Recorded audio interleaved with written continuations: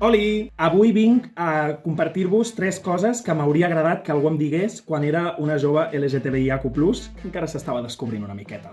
Primera, permet-te el luxe d'explorar la teva identitat, d'equivocar-te tantes vegades com faci falta. No pensis en que tot això té un objectiu concret. Pensa en el camí.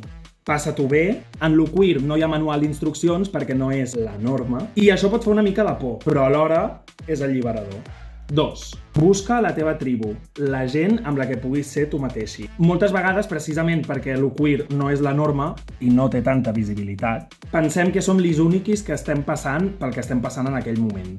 Spoiler! Segur que tot el que sents i el que et passa pel cap ara mateix ja li ha passat a milers de persones. Moltes vegades compartir aquest camí et farà adonar que la majoria teniu els mateixos dubtes, les mateixes inquietuds. En col·lectiu, sempre millor que solis. 3. No facis res que no vulguis fer. A veure, hem quedat que no hi havia manual d'instruccions, no, en això? Doncs no tens per què deixar que res, ni ningú, et digui com has de ser o com has de performar aquesta identitat que ara mateix encara estàs descobrint.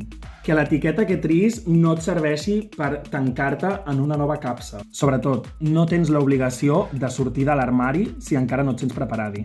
Tu al teu ritme. I us faig un bonus rapidet. Tot millora amb el temps. Tingues paciència, sé que és un consell de merda, però tot arriba.